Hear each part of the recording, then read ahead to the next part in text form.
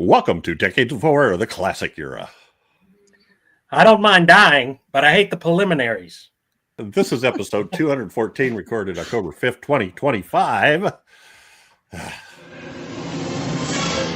Gruesome Magazine. What just happened? Yeah, I'm here. What continues to happen? Stuff moves. Yeah. I don't know. You know, my camera was screwing up last week, so I bought a new camera. I went to hook it up, but before I hooked it up, I checked it out, and it was like half of the picture was all washed out white. So it came defective. I plugged my old one back in, and it seems to be working better. So all you had to do is spend a little money needlessly. Well, that's what happened to my TV. I don't know. I told you that, but our TV, the right-hand third of the screen faded to gray all the way to black. I couldn't see anything. I tried everything I could think of. I looked it up online. They said something about backlight sensors or backlight strips are going bad. So it looked like a real mess to change those myself. So I went and bought another one, gave the old one to my grandson. My grandson goes, plugs it in, works fine. Yeah. So, grandson. I don't know. All right. I am your host, Jeff Mohr. On this podcast, we cover the good, the bad, maybe even the ugly horror films. Aww. The ugly horror films, released since the beginning of time through 1969. In each episode, we'll discuss the monster spirits, psychos, and villains that have haunted movie-going audiences since the dawn of film history. You know, I got some movies picked that are before 1920. We'll have to change that intro. I think 20,000 Leagues Under the Sea would be a great one, silent movie to do. Anyway, with me this week are my incredible co-ghosts. First up is Chad Hutt, co-host on Decades of Horror, the All of Them, film producer, director of Wreak Havoc Productions, and a comic book artist and writer. How you doing, Chad? I'm a scared abbot. Oh, I'm sorry. That's the wrong thing. Wrong. Close.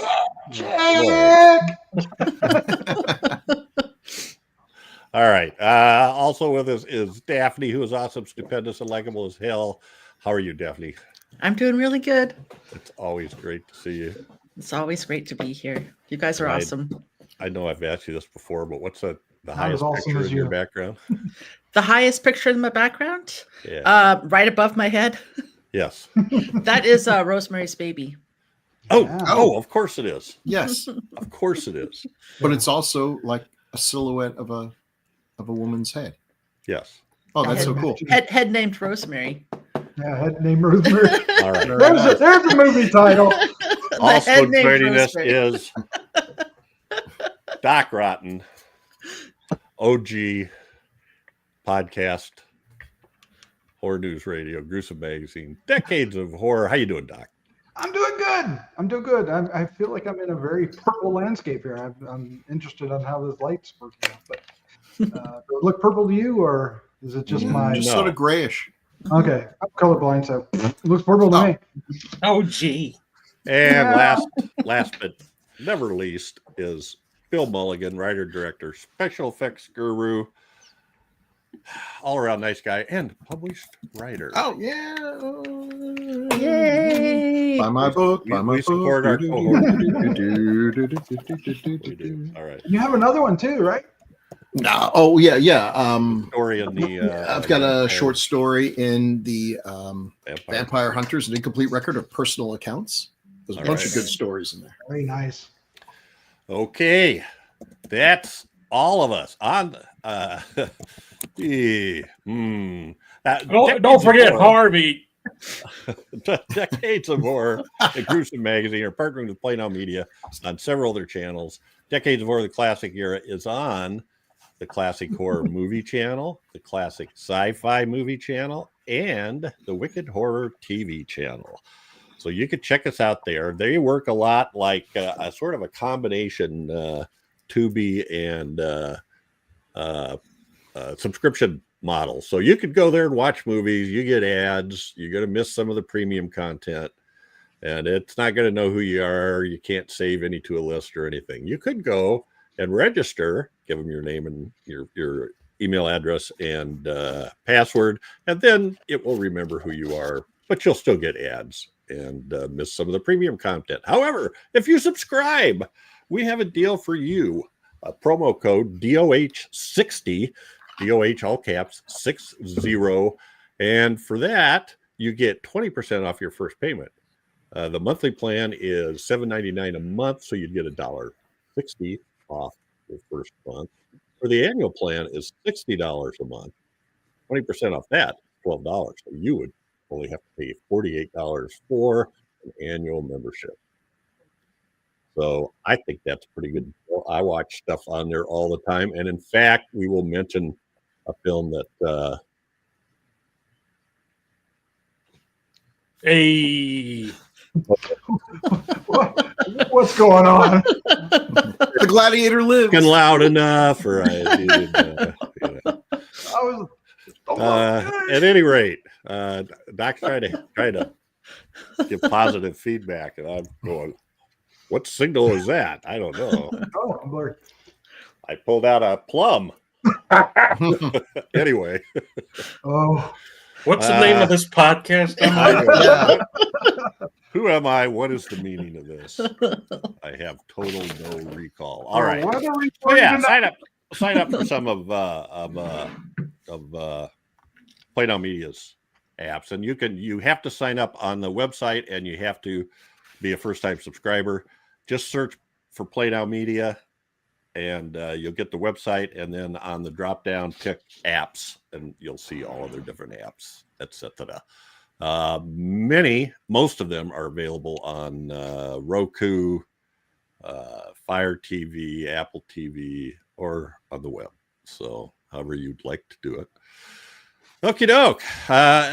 If you haven't seen our podcast before, we are a spoiler podcast, and we're just going to talk about this movie and the surprise ending where the three good guys motor off in their motor. Oh wait, I shouldn't have done that already. Anyway, it's a spoiler podcast, so if you haven't seen this, you should go check it out first. It is available. Actually, it's available on Classic Horror Movie Channel. Yeah. I'll ask again. What's going on? Yeah. And here's What our topic is today: happening? What is happening? the Ghost Oh boy. Oh boy. This doesn't help. You No. just gave me the finger. Who picked that?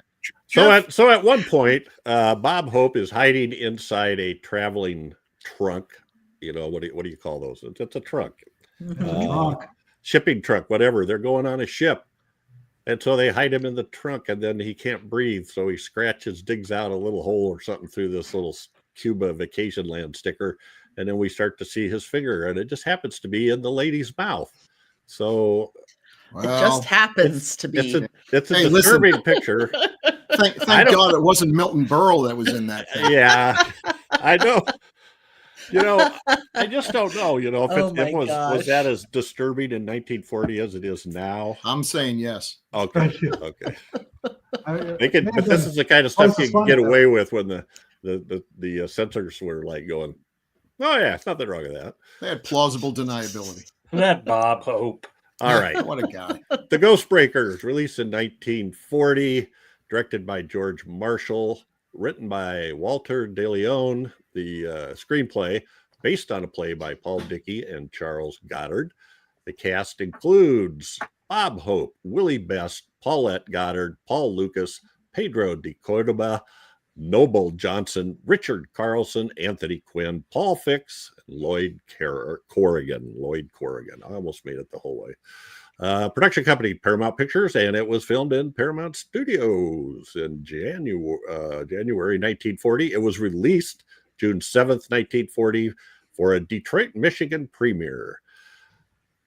Followed up 2 weeks later with a countrywide premiere on June 21st, 1940. They don't have any information on the budget. However, I did see something that said that Paulette Goddard got $85,000 for this, which seems fairly That's a hefty if lot you look then, at her right? other salaries. I wonder if they adjusted it or something. But anyway, domestic box office, $4.6 million. According to Ultimate Movie Rankings and the Synopsis, a radio broadcaster, his manservant, and an heiress investigate the mystery of a haunted castle in Cuba. This is Doc's pick. We are moving to first impressions rapidly before I forget what we're doing. No drugs today or anything, guys. It's just natural, I guess. Anyway, so Doc, when did you first see this? Why did you pick it? And what do you think this time around? I have seen it before, and I can't remember when or how or why, but I know I've seen it. Mainly because I remember, Bob Hope being funny, and a zombie looking pretty scary for what it was. Maybe not today, but for what it was. But I enjoyed watching this movie again so much. I am so glad I chose this, for if I may say so myself. And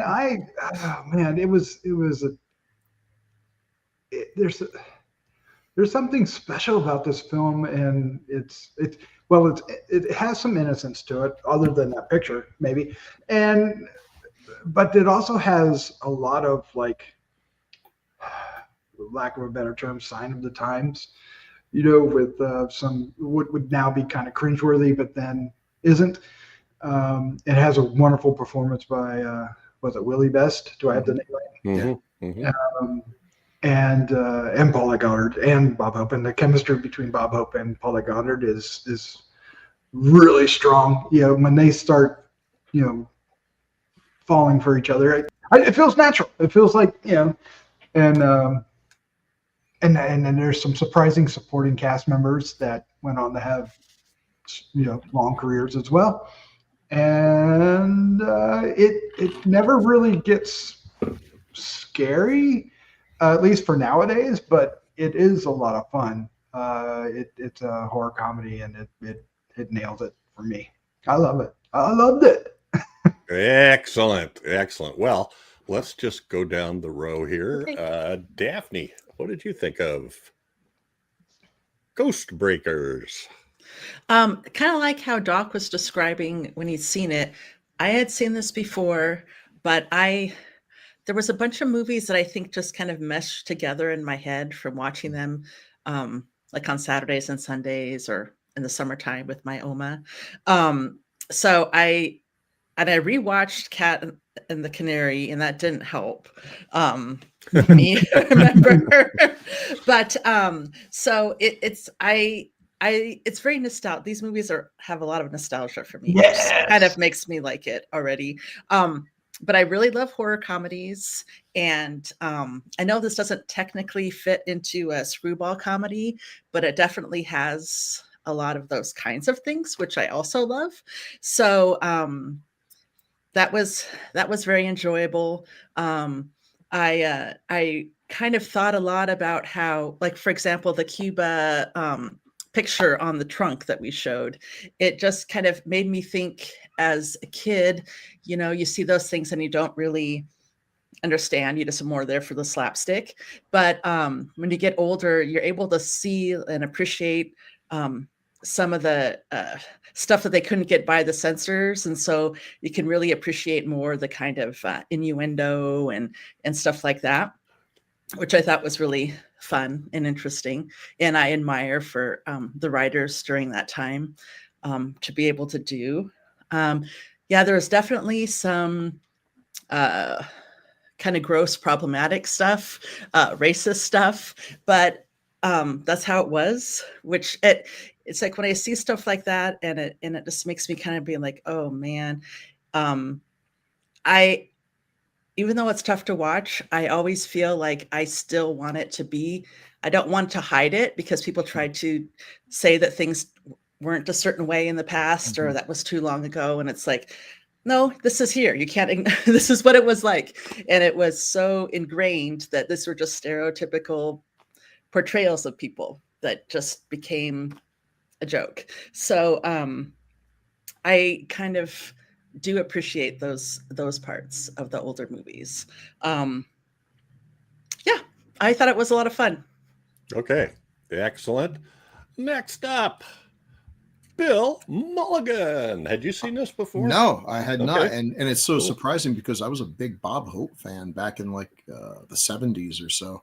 They would show a lot of his movies on TV, and I'm old enough that I remember when Bob Hope was funny, and not the last few years of his life where he had they gave him a contract where you can make a special a year for the next 50 years. And they're like, he's already 60 years old. He's not going to last. He lasted. He was, and they trotted him out. He was so old. You know how like when people get so old, it looks like their eyes are literally melting off their face, all red and sad looking. Yeah. Oh no, you just try to watch his last few. Let me know when I'm doing that. I don't want to be. They were painful, and he's just reading off cue cards, and it was very sad. But there was a time when he was great, and I do like the persona that he came up with, because it's one of my favorite comedic personas, the charismatic coward. Mm-hmm. Woody Allen did it too, in things like Love and Death. When it's done well, it's really, really funny, and he was so good at it. I was shocked at how much I liked this movie. The chemistry between the two of them is fantastic.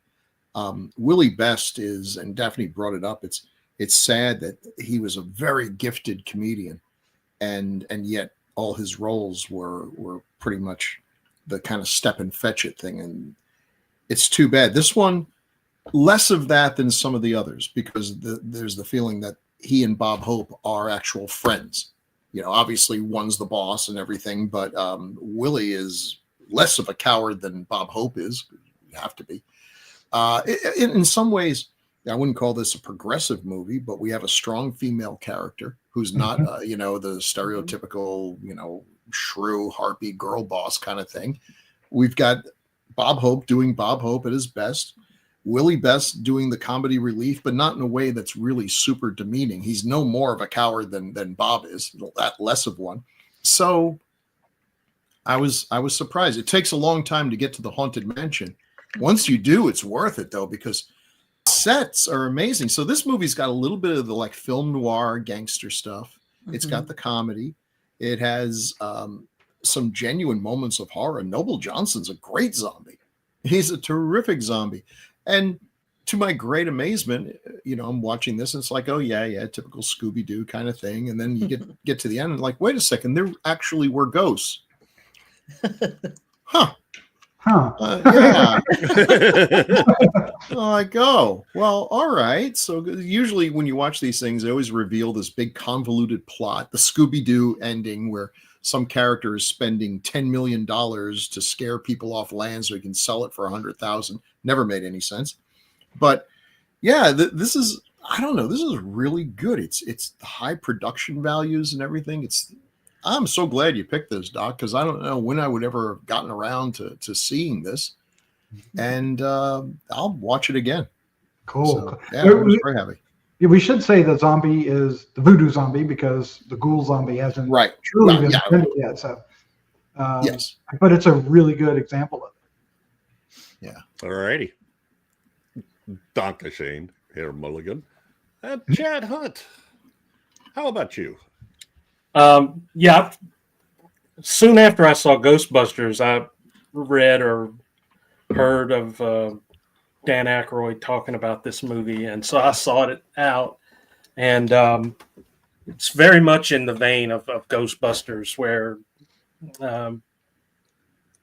you have these guys that hunt ghosts or whatever. And but the thing I liked about it, and I still like about it, is the monsters were real. Just like Abbott and Costello, the monsters were real, and it wasn't a Scooby-Doo type of thing going on. So much so that they were, when Bob Hope and Willie Best were looking into the old lady's shack and the zombie. Oh, that must be the zombie. That's not. It's like, oh, as a matter of fact, that must be the zombie. And they kept walking like it was nothing. But that was cool. I thought Noble Johnson made a very scary zombie too. He was pretty scary. So this had real zombies and a real ghost in it, and that's what I liked about it. That it didn't turn out to be some guy with a mask on or some trick or something like that. And so yeah, I've liked this movie for a long time. I thought Willie Best had all the best comedic lines in it by far, and the chemistry, like you guys said.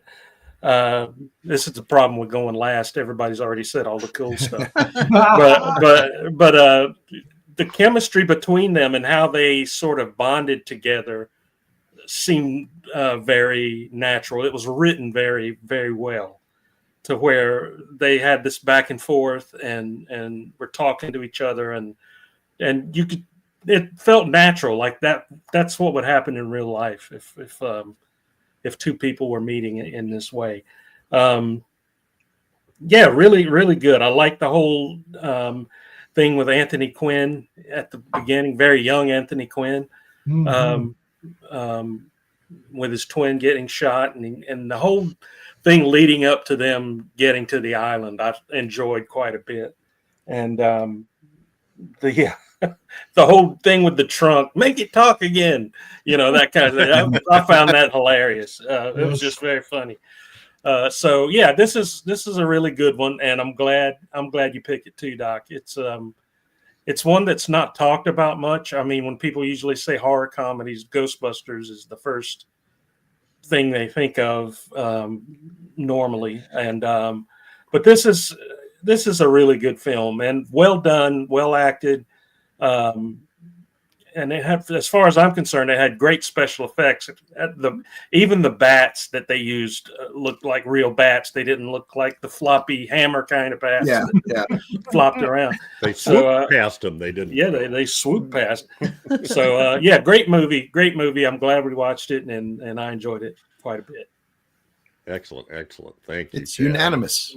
Yeah, I liked it a lot too. I felt like the early part of it, I don't know if it just took me a while to get used to it, but the early part of it, the one-liner quips were not making it for me. But I don't know if I got used to it or what. But after about a half an hour, it really started to take off, and I loved every second of it. Also loved Willie Best, and I would make a case that Willie Best and Noble Johnson might be the two most important characters in this movie. Willie Best is the one. If they'd have just listened to him, things would have gone a lot better.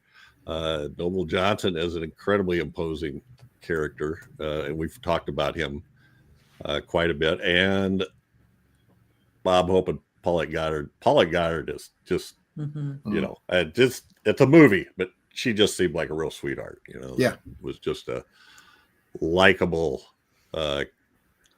character. All right, well, let's see. I think that's it for first impressions. I got a lot more to say, but I'm going to wait and let you guys say it. Ha! But it is now time for Taglines with Chad. Ooh, twice. Oh. As played by Chad, his own self. All right, your taglines for the Ghost Breakers are funny enough to make even a ghost laugh. That's the way they sold it in Poughkeepsie. Yeah, because ghosts are generally kind of somber. The cat and the canary saw this, and the canary swallowed the cat. Again, he. Had to be there. Yeah. Oh my goodness. The two stars of the Cat and Canary find love and laughter in a haunted house. That they do. Castle. I'm going to take a spitball here that Cat and the Canary must have made a lot of bank. I think you're right. Well, folks, that's been Taglines with Chad. And it's good enough Chad's for a you. hero, cool and rad. With him reading taglines, they can't be that bad. Whoops. So we have Bill didn't. We got a lot of good pictures here. We didn't go bananas with the posters, but this is the basic poster that you see, right? Look at that ghost. Yeah. That's a 40s ghost. Yeah. So the whole, well, I kind of wonder, when did ghosts become this Casper thing? Hmm. You know, Casper? funny. I don't know. Yeah. Well, I don't know. Clear back in, you know, the ones. What are the animated things with like Cab Calloway and Betty Boop? Oh yeah. The Fleischer Studio Yeah, ones. those are pretty like that, and I think they're like 1930, something like that. I don't know. Couldn't tell you. When did they become people with sheets over them? Yeah. That's what I want. Well, and it's funny too because the ghost that they did in the movie was really cool, Yeah. and didn't look like Didn't look like like this that, kind of a right. ghost. So it's But- just like It looked like comedy. it looked like the ghost you would see at the Haunted Mansion. But it's a comedy, so the Yeah. ghost must Right. look like Must this. be funny, yeah. Okay, It's cute. and then we Got have Richard Carlson there. well, We got some. Ghost. Got to look fast. The names at the bottom. oh, right, Richard Carl, and actually, and Willie Best gets the same size. Yeah, I was font a little as surprised by Richard that. Carlson, Anthony Quinn, and Paul Lucas. All right, and we have some lobby cards. Cool. With some nice Noble Johnson stuff there. Yeah, If this had been a color movie, he would have been green, I guess. it looks that way. And he, you know, I'll bet he really was. It's like Frankenstein's monster was colored green because that would show up as sort of an ashen dead gray in black and white. So it wouldn't surprise me if he actually was colored like that in the actual film. But of course, these are all color things and we don't see it. It's in glorious black and white. I mean, That goes Oh, beautiful. They like that. Yeah, they're doing the. He sure is prominent on all these posters and I like stuff. that. Well, let's talk a little bit about we got those up there. The director, George Marshall. Anybody heard of him or notice anything about him? He was a man. He You look like a man. he looked He like looked like a man. so at the beginning of the sound era, he joined Hal Roach and directed some of the Thelma Todd comedies. Oh, A couple of Laurel and Hardy shorts. Then he went to Fox for 4 years, then worked at Universal for a couple years, and then Paramount from 42 to 50. Now, he directed Destry Rides Again is probably his most well-known film. But also W.C. Fields, You Can't Cheat an Honest Man. so that's a fun one. Betty Hutton on Incendiary Blonde and The Perils of Pauline. And Alan Ladd in the film noir classic The Blue Dahlia, 1946. But he also did a bunch of stuff with Bob Hope, which started with The Ghostbreakers, followed by Star Spangled Rhythm, Monsieur Beaucaire, Fancy Pants, Off Limits, Boy, Did I Get the Wrong Number, and 8 on the Lamb. And that gets you up to 1967. So every 2 to 4 years or so, I guess he went like 14 years where he didn't do one with him. And then I think, Doc, you mentioned this ahead of time, Martin and Lewis Scared Stiff and Money from Home. And then just Jerry Lewis movies, The Sad Sack and Hook, Line, and Sinker, 57 and 69. One of 3 directors besides John Ford and Henry Hathaway that got individual segments of the blockbuster How the West Was Won in 1962. And towards the end, he did a lot of TV, did some Daniel Boone, Here's Lucy, etc. So, this guy was a very competent director, but he if you go through his stuff, it seems like he was more focused on comedy than anything else. He dabbled in all the other things. Yeah. But, Yeah, and you should say a little bit more about Scared Stiff because that is a remake of Ghostbreakers with Martin and Lewis. And I definitely want to see that. Yeah. Didn't have time to watch it before this, but I'd like to see how it goes. So there you have it. That's the director. And Walter De Leon was a lot the same. The guy who wrote the screenplay from the plays. He did he also wrote The Cat and the Canary, Big Broadcast of 1938, etc. So I think there was some other Bob Hope stuff in there, but I'm not sure. Maybe not. He worked with a lot of people. It's amazing. And you go through all the people he worked with: Rosemary Clooney, Lucille Ball, The people director you mentioned already. Yeah, the director. Yeah. Sorry, I was still thinking about the director. No, I get it. I usually do that. So. He worked with a ton of stuff. If you go through those movies, the people that worked with him were a wide variety. But our leads, Bob Hope and Paulette Goddard. I mean, what can you say? She's beautiful, absolutely beautiful, but also seems like a real person. You know, not so beautiful that it seems unlikely that these two characters would ever, speak to each other. She's absolutely fantastic. Well, I want to go watch a bunch more Paulette Goddard movies now. Help me out. I think I missed something there, but was she the heir of the coffee that he was selling?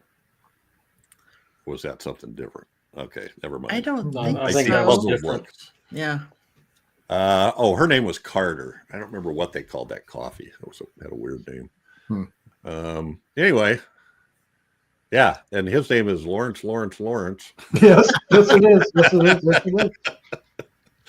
Larry Lawrence. So I don't think Bob didn't do a whole lot of, he did The Cat and the Canary. I don't know what else he did in terms of genre stuff. Not much that I can think of. He was a lot less slapsticky than I thought he would be in this. Or dead, how he has that deadpan thing where he'll tell his joke and then sort of look at the audience like. I expected a little bit more of that kind of stuff, but he really was a great leading man in this. I thought he was just funny enough, and that he was funny, but you still bought him as the leading man here. He's good at playing off other people. When he and Bing Crosby finally made their partnership, Same here. Yeah, exactly. Those movies were so much fun. He has the gift of being naturally funny, but also being generous with his co-stars, letting them shine too, which is a smart move. The smarter people do that because rising tide lifts all boats. Now, let's say Bob Hope. In real life, Bob Hope could be problematic, to say the least. If half the stories are true, he was definitely not husband of the year material. It's... But he does have that profile that everybody knows. Yeah. But he wasn't afraid to make fun of himself, which took him a long way. And that's what a lot of good comedians of that time did. And people who loved him. And he comes across as a really likable guy. Well, that may have just been good acting. I think he was underrated as an actor. She just comes across as really super likable, and I really feel like she probably was. She did well for herself too. It's not one of those sad Hollywood stories. She did well. Right. She did. She absolutely did. Yeah, she did. I loved her character in the movie. Just sassy and smart and brave, and like I think Doc said, someone said how natural they were together. I think Chad said their relationship built in a really natural way, which I agree. And I think that Bob Hope, the way he interacted with her, it really it was believable, but kind of goofy, and I don't know, it was just really good, really natural. Charming. Yeah, charming. That's it. Yeah, that's it. Charming. And I really like the scene when they're on the ship, and he eventually leaves her room because after he gets out of the trunk, which was hilarious with the little running around on his knees.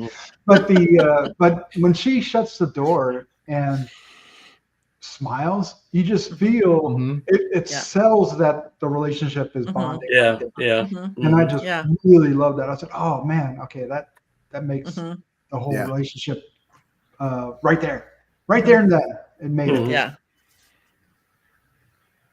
Because she started out as a child model who debuted in the Ziegfeld Follies at the age of 13.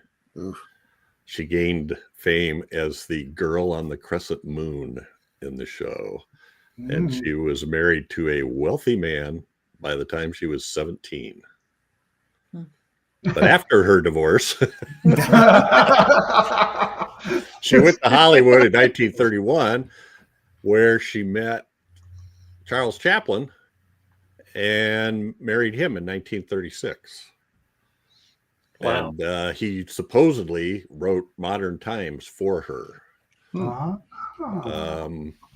But I also read a story where he was supposed to be writing other scripts, and he would finish them and show it to her, and then throw them and then destroy them and start over again. So for like 3 or 4 years, she's waiting for another Charlie Chaplin movie and not getting any work. And she went to audition for The Cat and the Canary, I think, or it could have been Gone with the Wind. Might have been the one. There was one of them where it was like you had to prove, where's your marriage certificate to Charles Chaplin to prove you're married, because we're not. And then the other side of that was Charlie Chaplin's politics were looked down on. So she did not get the role as Scarlet in Gone with the Wind, even though she was one of the favorites of the I could filmmaker. see her playing that role. And, Yeah. and so she went and got Cat and the Canary instead. So And did well for her. So she did, in 1940, she did The Great Dictator, the Chaplin, Reap the Wild Wind with John Wayne and Cecil B. DeMille, and Burgess Meredith in The Diary of a Chambermaid in 1946. Now, did she end up married to Burgess Meredith? Yes. Oh. Wow. Was she? Yeah. And then she finally ended up being married to Eric Maria Remarque, the guy that wrote All Quiet on the Western Front. Wow. Well, at least she married well. Yeah. Four times. and when Doc says she did well, she gave $20 million to New York University, and they named a resident hall after her. That's all they should. Boy. All at Goddard Hall. So she did pretty good. And That was $20 million back when $20 million was some real money, you know? Yeah, a lot more than $20 million. She was nominated for an Academy Award, and I friggin' lost it. Best Supporting Actress in So Proudly We Hail, 1943. And then the last little thing. This is a cute little trivia. I think she made a Hammer film. Did she? Oh. What movie. was it? Okay, there's a movie called, in England, I believe it's called The Stranger Came Home. In the U.S., it was The Unholy Four, and it was a Hammer / Lippert production. It was distributed in the U.S. by Lippert Films. What year was it? It was the early 50s, 1954.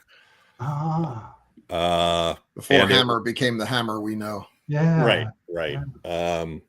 In fact, I think it was one of the earliest ones when Exclusive Films of Britain, before they renamed as Hammer. But anyway, I thought that was kind of interesting. And the movie is about 4 guys that go out on a camping trip, and then one of them gets hit on the head and has amnesia. And there's a period of time where nothing happens, and then one of the 4 is murdered. And then the guy with the amnesia starts to remember some things. And it actually sounds like a pretty interesting story. Directed by Terrence Fisher. Terrence Fisher. Of course. Ooh. Of course. Oh, then it's definitely worth watching. So one to seek out. Anyway, I'm looking at that. I wonder if they use the old technique of, like, when someone has amnesia, you just keep hitting them on the head and it comes back. Yeah. Which I've been. I've tried that in real life and it doesn't work. And apparently, no. Oh. Neurologists do not recommend this. You just keep hitting them, and they it's almost seems like they remember less. Yeah. The more you hit them, yeah. Well, she was great in this. There's some more picks. Don't you have some more picks? This is yeah. So there's the Cat and the Canary. There's she's. They just make a great pair. Yeah, Yeah. they really do. Are these the only two films they starred in together? I wonder if she starred with Bob Hope anywhere else.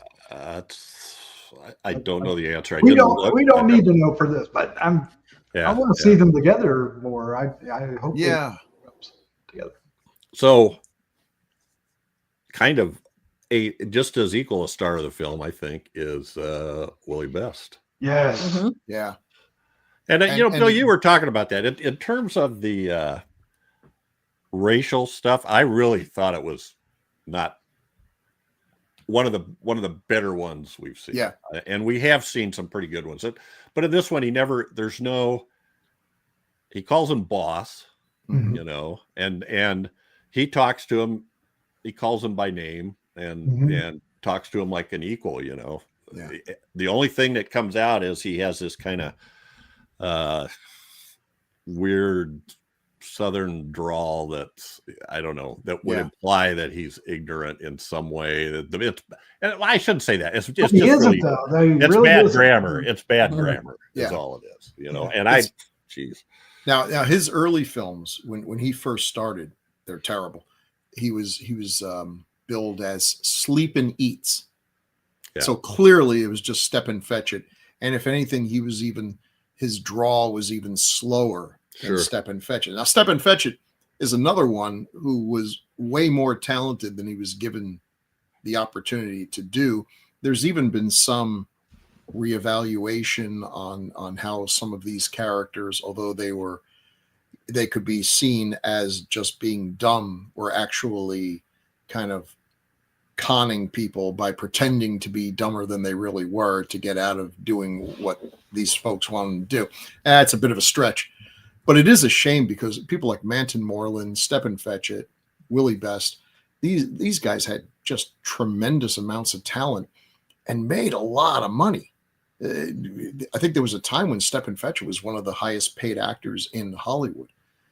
Yeah, they had to do these roles that were kind of demeaning, and there's interviews with him where they talk about this is what I'm given. Sometimes I'll talk to the director and say this is kind of broad, and sometimes they let you do it or not. This is all they had. What was Hattie McDonald's great line? It's like, I can either make $1,000 a week pretending to be a maid, or I can make $50 a week being a maid. This is all they really had. But I think he's a tremendously underestimated talent. I remember reading about him in the Golden Turkey Awards. I think they gave him the award for most offensive racial stereotype, talking more about his early films. And so I was surprised when I started watching some of these old movies, and there he was, and I was expecting much worse than I got. But here he's, and maybe it's a reflection of a friendship with Hope, because Hope always said that he was one of the best comedians he knew. Maybe he was just making a pun there, but he just a really, really good job. He died relatively young, unfortunately. I think he did have some issues with drugs, and all of these folks, when the 60s came along, people just could not wait to crap all over, which was a real shame. But I liked him here a lot.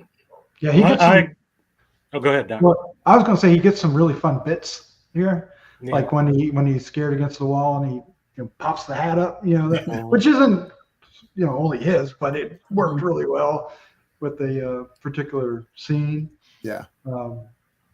It helps that most of these movies, the black character is the coward, and that's is like, oh no, feats don't fail me now kind of thing. In this movie, that's not as obvious because the leading man is an even bigger coward.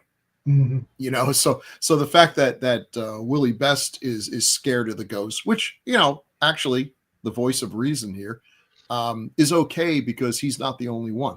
Everyone's scared of the ghost in this. Yeah. But they're both heroes in the end. So So I mean, he jumps on Noble Johnson. I'd be running. Yeah. Noble Johnson in zombie makeup and armor, I might add. Yeah, the armor right. Was the other thing. Big ass mace in his hand. Yeah. Funny. Noble Johnson was 6'2", over 200 pounds. He looks it here. But I agree with something I agree with something that Daphne said earlier about even though these type of things are offensive now when we look at them, I don't think they should be changed. I don't think, because people go, well, that needs to be taken out of that movie because it's offensive. That's the exact reason why it needs to be left in, I think, because people will start to forget, hey, this is how things once were, and that's important, I think, to see where you are in history and to go back and see these things is just as important, because if you take it out, you forget. Yeah. And you should never forget stuff like that. You're right. And also, you couldn't take him out because he is essential to the plot. Yeah. Sometimes these portrayals almost feel stuck in there to make it play better down south or something. You watch a Charlie Chan movie. They'll do a scene with the character he had. I can't remember the name. It wasn't Rochester. That was a different one. But they seem just tacked on. Here's a little bit of here's a little bit of funny stuff with black people. Oh, he's integral. This guy, he's essential to the plot. He's, there's a reason why he's on the poster. His character drives a lot of what's going on here. So they really did work as a team. I mean, when Bob Hope got locked in the trunk or whatever, he was the one that was trying to find him and was putting things in place in order to get him off the ship and then keep him on the ship, and so they were more or less equals in this, and now I like that part about it too. Yeah. Well, and in the beginning, he was running in to try and find him because of the whole murder thing happening, trying to get him out.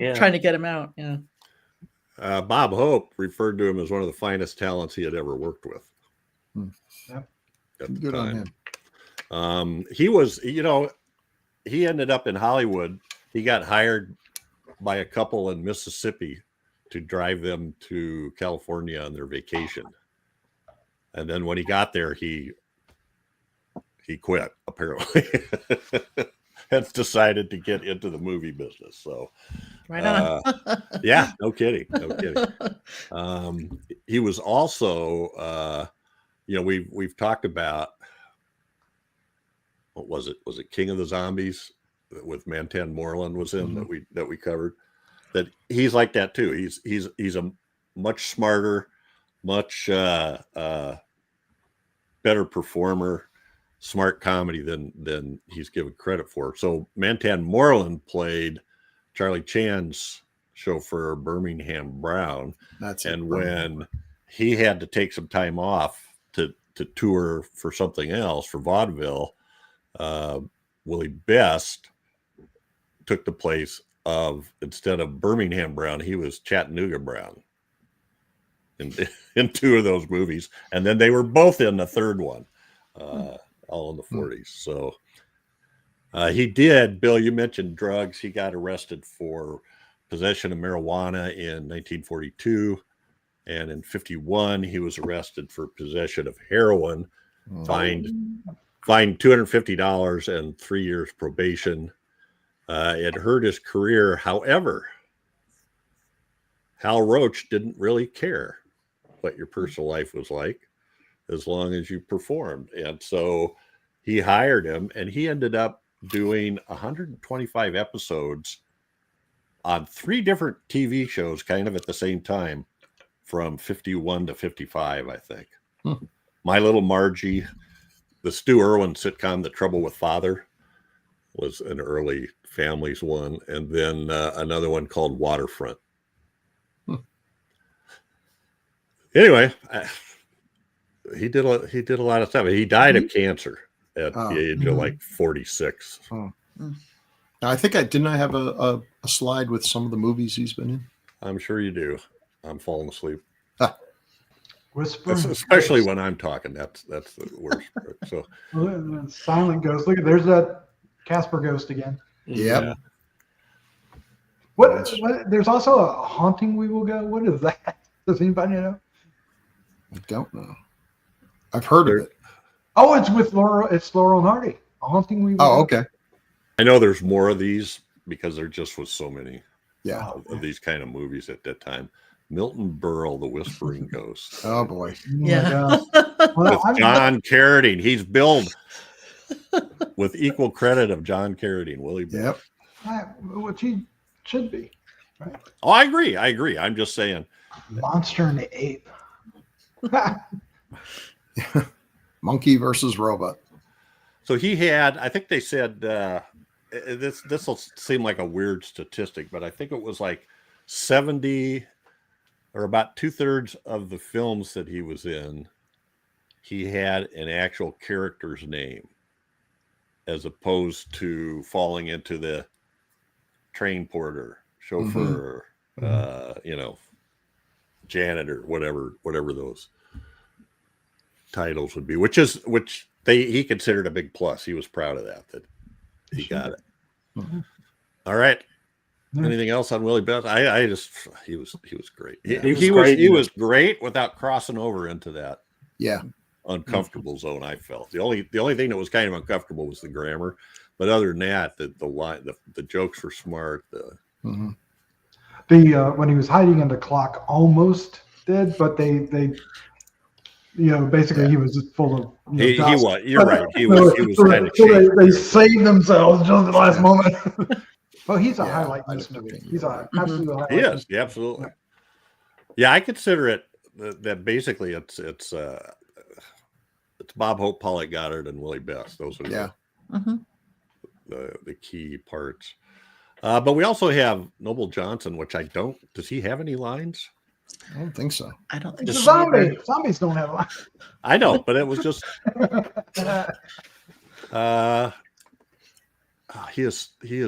he has been in so much stuff. I'm just going to put this out. 145. My God. I mean, just hear some of the genre stuff. And in fact, I just watched The Mummy the other day, and his title is the Nubian, but that's what they call him. He's not just a, I think Boris Karloff, Ardith Bay, says something about the Nubian. It was his title. Mm-hmm. Didn't he know Boris Karloff? Lon Chaney. Oh, Lon Chaney. Yeah. Lon Chaney. Yep. They went to high school together or something. Yeah. Oh wow. He also started his own studio to produce race films in 1916. It was called Lincoln Motion Picture Company with his brother George. This is my brother George. I know. It's every time I hear the name, you watch an old black and white film. That's what it's to perform. The idea was to portray African Americans as real people instead of as racist caricatures. And one of the first films they did was called The Realization of a Negro's Ambition. 1916. Yeah. Wow. It was a short, and I found that somewhere. I remember watching this Really? when we did another movie. I think it must be on YouTube or Daily Motion or something. But it's I believe he is an engineer or an architect or something. I forget exactly what it is. But then he would turn around and do things like 20,000 Leagues Under the Sea to make enough money to keep the studio. Sure. Yeah. But he only did that for 4 or 5 years. And he used to keep it going. He's a really good zombie. Scary looking. Oh, posing. Legit. Right? He is. Yeah. Well, and the way he moves too, he definitely has that. The way he moved in the movie really was, I don't know. It's how you picture that kind of a zombie to move. Right. I think. Right. The voodoo zombie. Yeah. Yeah, and I liked at the end when Paulette Goddard comes down in the old the clothes from the painting of her ancestor. Yeah. And he Right. recognizes her. And Yeah. oh, it was cool. Yeah. So did you think, was he supposed to be a black ethnic background? I think they said that the woman was, and he was her son. Okay. The old woman. So the woman was played by Virginia Brussac, who was white. Oh. The mother zombie. And I saw something about her. She was the real life mother of Ardell Ray, who was a woman writer that worked on scripts for Val Lewton in the 40s. Oh, I Walked with a Zombie and The Leopard Man and a couple of the other ones. I think All the Dead. Isle of the Dead. It looked like she had makeup on to make her look Yeah. dark. And the character, like Chad said, when was describing the character, the mom and the son. Yeah. And it turns out she played, I believe she was James Dean's grandmother in Rebel Without a Cause. Huh. She played Mrs. Stark, and his name was Stark, but there's another couple that are obviously is Andorran, and I forget who the father was, but so I think she must have been the grandmother, and she was probably that old. All right, we love Noble Johnson. I dug into him, I think, when we did King Kong, maybe even somewhere along that line. I think King Kong's where we first ran across him. Yeah, and that was one of our very early episodes on Classic. Yeah. By the way, Jim Backus was the father. Yes, very good. Thank you, Doc. How could I forget him? So Anthony Quinn, a very young Anthony Quinn. Yeah. Small role, but it's fun to watch him. It's like, oh wow, he's so young, but he still looks like Anthony Quinn. And twins. Well, and I feel like he makes each twin distinct. Yes. Yeah, he did. He did. He's got the suave. Well, he changed. He was understandably really ticked off when Bob Hope tells him, "Well, I killed your brother." Well, actually, I did. Then they was like, "You're going to pay for that." Blah, blah. But then in the end, he's very nice as they motor off into the sunset. I don't think he's done a lot of horror movies. I don't know. I don't think so. No. And then The Old Man in the Sea is my favorite thing he's ever been in. Yeah. Yeah. Who else? Paul Lucas, who played the guy who was trying to steal the castle. Although, was he connected with Richard Carlson? I wasn't really paying as much attention to the plot as I probably was supposed to, because after a while, it's like, Well, Paul Lucas kept trying to buy the castle. Yeah. But Richard Carlson was... Yeah. Can we just go back to Anthony Quinn? Because you said he didn't do much other genre. He played Quasimodo in The Hunchback of Notre Dame. Well, he did do that. In 1956. So nobody's favorite version, but Gina Lollobrigida was Esmeralda, I think. She was good. Sorry, just had to interject that. Anthony Quinn. All right. Paul Lucas. Back to Paul Lucas. Born in Hungary. Was his accent like Lugosi's or what? Jesus. I mean, I was listening to him talking like, why didn't they get Bella for this role? I don't know. Man, why wouldn't I? Didn't the guys from Hungary that have acromegalia. I just anyway. I'm sorry, Hungary, and he's I recognize he's done a lot of film noir stuff too. I think, especially the World War II that are sort of combinations of espionage, sabotage, film noir. But anyway, he sounds like a bad guy. I just want to say, Monster and the Girl poster is one of my all-time favorite posters. Got a gorilla and a good-looking dame who's passed out, and the monster and the girl. We're not even trying with this one. You know what you're going to get. Another crappy man in an ape suit. He won a best actor Oscar for Watch on the Rhine, which was one of those espionage World War II things.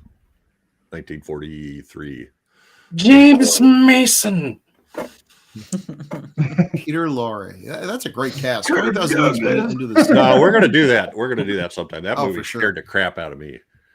I totally believe that was a giant squid. Oh yeah. And Richard Carlson, who we all know very well. He's also calling. Plays the bad guy in here. I knew he was no good as soon as he stepped in the screen. 1,000% knew this guy was. Even He as a served villainous no mustache. purpose. Yeah, yeah.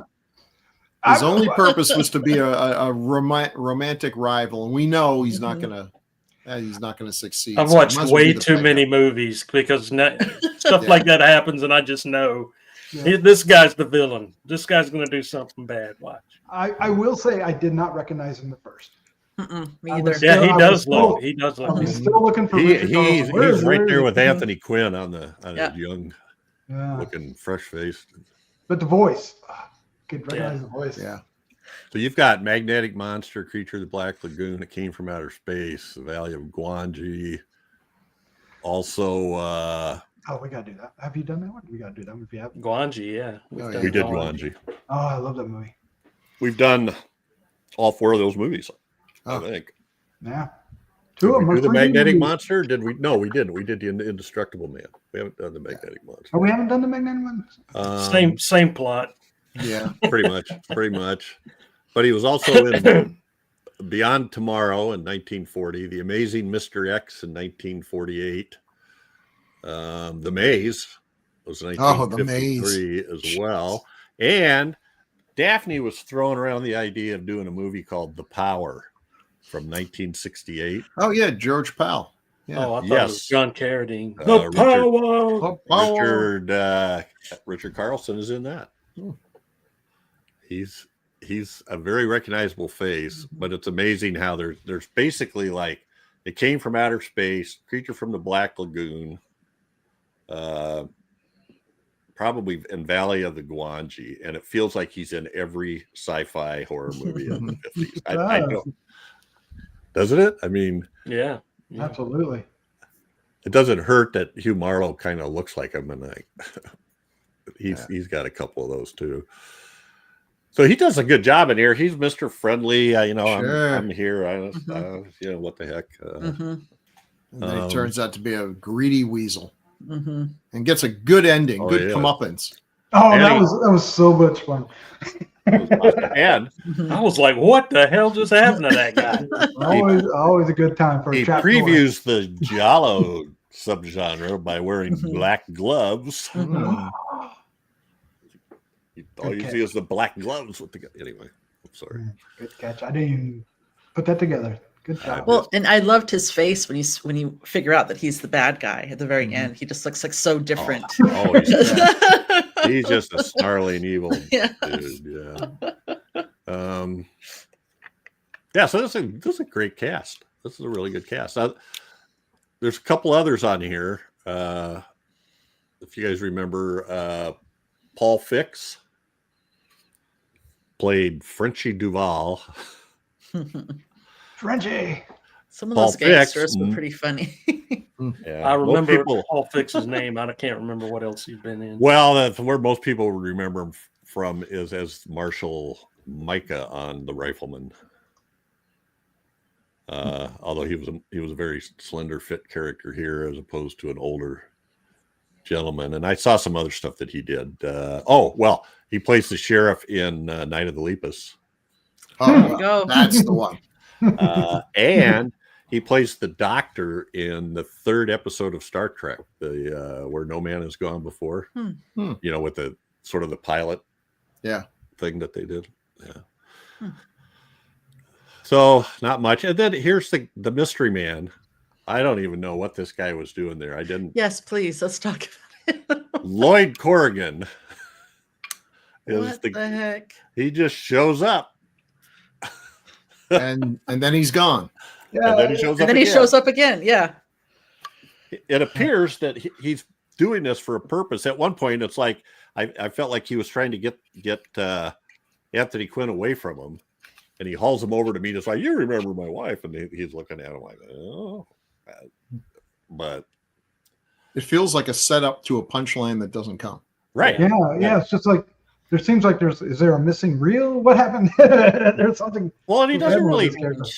The only function I'm trying to think of what he doesn't actually serve any function. I don't think, other than he does get him away, the one character away from the confrontation. But that would be That could have been anybody. Mhm. Walked in and just grabbed him. Could have been. Could have been Raspy. Yeah. Yeah. For all we know. Now, Oh, what hiya, did- Raspy. I was trying to figure out where I'd seen him before, and he was in a Thin Man movie. yeah, of course. Thin Man Goes Home. Of Who, course. Raspy. His name was No. Tom Dugan. No. The guy that was talking, that we were just talking about, that Mhm. you don't know what he's there for. I did Oh. like Raspy though. Raspy Yeah. was good.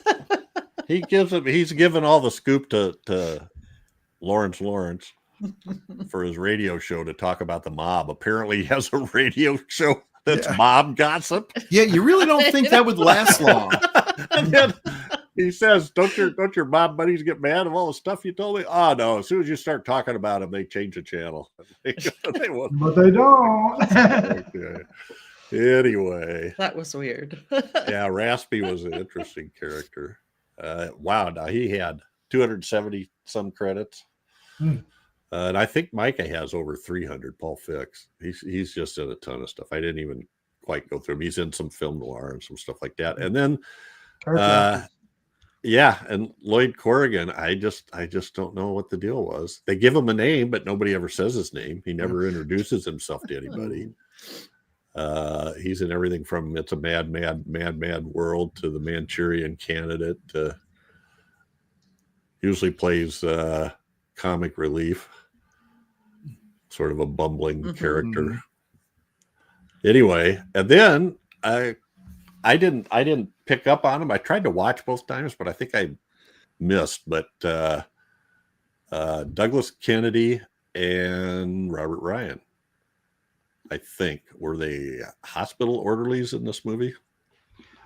One of them was an Interns. They were both interns, uncredited interns. Oh, did they show up for the body? I think they were there when they had like the ambulance.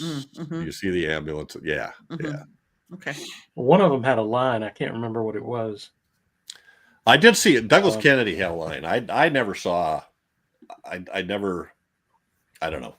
When I saw him, I wasn't thinking of looking for him. Let me put it that way. All right. That's all the people I know of that I wanted to talk about.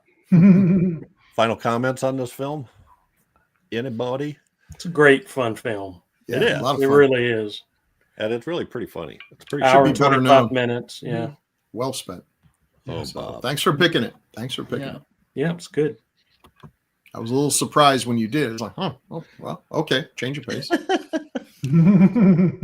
Doc wanted to pick Abbott Costello Meet Frankenstein, but we'd already done that. Of Oh, course. We need to do it again. What the hell? Let's just do it every week. We're actually starting to get requests. We got a request on 80s from Jerry Chandler that we should cover this one movie again. We did a great job, but there's so much more to talk about. No. What is it? What movie is it? I know it's a afraid to good ask. movie. Prince of Darkness. Oh, that is a good movie. I I feel like it wasn't that long ago we did it. yeah. Well, John Carpenter's Prince of yeah. Darkness? That long ago, it was like 4 years, I think. Yeah, that's one of his best movies to Yeah. me. Well, if we're done with that, let's move to feedback. We've got a few feedbacks here. Feedback. We got feedback. Just for Chad. On episode 211, Hangover Square from James Harris. Okay. Hi, Grue-Crew. I actually own this film in a Fox Horror Classics DVD set. It also includes The Lodger. I thought both films were filled with great atmosphere and were highly enjoyable. The climax of Hangover Square reminded me of Hitchcock's The Man Who Knew Too Much. The grand finale for both takes place in a symphony hall, and the music for both is provided by the great Bernard Herrmann. I'm glad that the cast from time to time mentions other genres of cinema. The last two films I watched were the Criterion editions of the noir classic Detour and the period comedy Paper Moon. I also enjoy the occasional references to old classic TV shows. Thanks for another great show. Thank you, James. Appreciate that, James. Yeah. And yeah, by the way, Detour, maybe, I wonder if they'd ever figured that out, but it might be the lowest budget of any movie ever done at Criterion. I'm just thinking.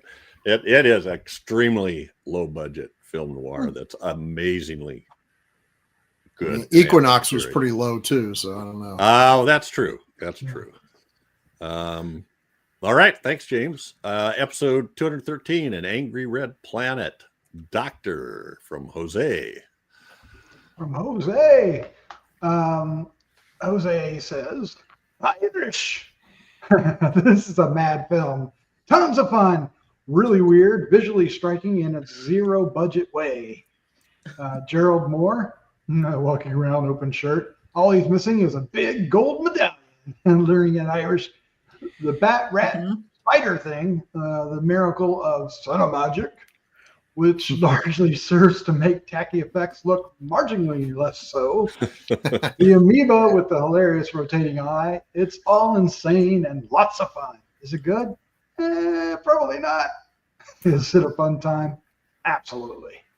Agreed. Yes. Totally with you there. I think Fair enough. we're on the same page. He sent me a text and said he was like 15 minutes into it, and so far Daphne was the only one that had said anything nice or something. Because Daphne's nice. We're like going, well, wait, I thought we said it was a lot of fun. But, oh, well. Maybe not at first. Okay, also on An Angry Red Planet from Gregory Crosby. Boy, I screwed that up. I should have. Yeah, isn't that? Chad Shouldn't do Chad what take was that? Yeah. No. So I guess we're at where are we at? Daphne. I'm Okay. gonna follow the road. Now read it like I do. No, I can't. Sorry, Gregory. I'm not even going to try. He's the master. I watched this again not long ago, in part because I've been haunted by that monstrous amoeba and its spinning eye ever since I caught this movie on TV as a kid. And let me tell you, it was a long slog to get to that amoeba. Yeah. Great Scott, what a dreadful script, even by 50s low-budget sci-fi standards. Some of the images in this, thanks to the dubious magic of Cinemagic, are truly wonderfully weird. But the rest of the film, not so much. It does not, as Doc might ask, hold up. But the structure of this, the amnesia and flashbacks, the high strangeness of the red-filtered reality, the ominous warning by the Martians at the end, the other part I remembered so well from my first viewing, would indeed make for an interesting remake, especially with an actual script and budget. Man, that giant amoeba chasing them, its unholy eye turning and turning under the searing red skies. Hey,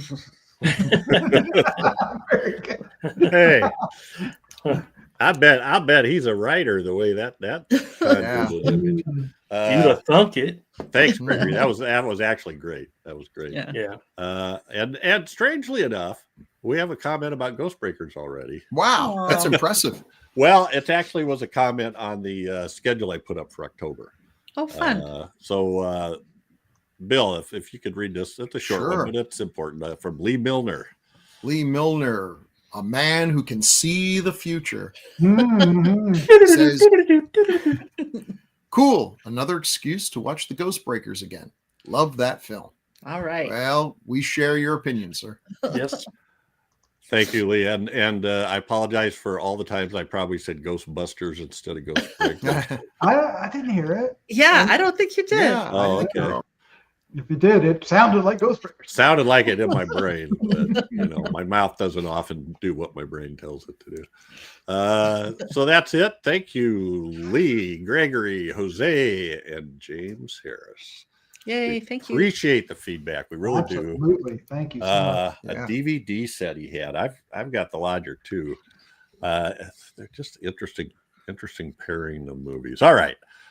So hey, we love your feedback. Send your feedback to feedback@gruesomemagazine.com as an email, or you can leave comments on the Gruesome Magazine YouTube channel. And we also have a Gruesome Magazine's HNR and DOH podcast Facebook group, where I just asked the age-old question, hey, we gave you our top 10s of the 70s. Where are yours? I saw And that. 3 people promptly replied. So hopefully we'll get some more. I love that. Yay. I love our people. They're good people. And don't forget to like and subscribe. Ooh. and share. You know, Oh, where'd that come from? Hey, that was kind of Wow. Share. Yeah. Can I It's make my almost- thoughts opinion? It's almost like we're in the big time now. Yeah. Mm. Smash that bell. I hear people say. Anyway, and we also have Patreon groups. So for a couple dollars a month, you can get Decades of Horror the day after we record it. Normally it's 12 days to 2 weeks after we record it before they go public. So we'll give you special access. And we also have done a 21 episode podcast on Kolchak, the Night Stalker. All 20 episodes. So good. All 20 episodes plus a roundup. Yes. And we're about to embark on a similar endeavor on the Night Gallery. Yes. So give us a few weeks, we'll have that up. And Daphne's going to join us for the pilot. Yay! Well, Yay. Group Believers, that's it for this episode. But every 2 weeks, we'll be focusing on a specific film released between 1920 and 1969. Next up, chosen by Daphne, is Faster. Faster, Pussycat. Kill. Yes. Yes. Russ Meyer. Yeah. Faster was the sequel. I said, I told Daphne, I said, Even faster yet. Even Pussycat. faster. I said, oh, Bill talks about this, has brought this up several times. And she says, oh, he doesn't like it? Oh no, I love this movie. Well, the reason Well, why first, Pussycat is in the title. well, one of the reasons why I picked it was because there's this documentary that just came out called Tura, which is the story of Tura Santana, and that looks amazing. And so I'm looking forward to that. And then we got to watch the movie. Yeah, Got to watch yeah. Faster, Pussycat, A Kill. Russ Meyer special. And it also features Haji, who we just Yep, talked about from Demonoid on that's right. decades, spanning the decades of horror. All right. Mm. So check this out. I can't wait to watch this. I've never seen this. So. Oh, get ready. Faster, You're Pussycat, going to be in for a Kill. treat. Yeah, No, I'm not being no, at all no, no, sarcastic. No, I No, cannot wait Uh, to talk no, about this. Russ big Meyer part was a is I hell of would a love to hear filmmaker. Bill He was a Mulligan, character, yeah. but Mhm. an amazing filmmaker. Is some of the best editing and cinematography in low budget cinema. Absolutely astonishing. All right. I think that's it. Thank you all. Bill, Chad, Daphne, Thank you. Doc.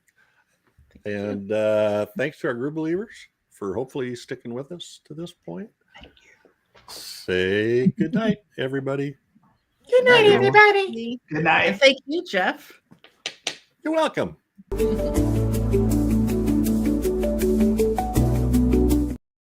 What was that?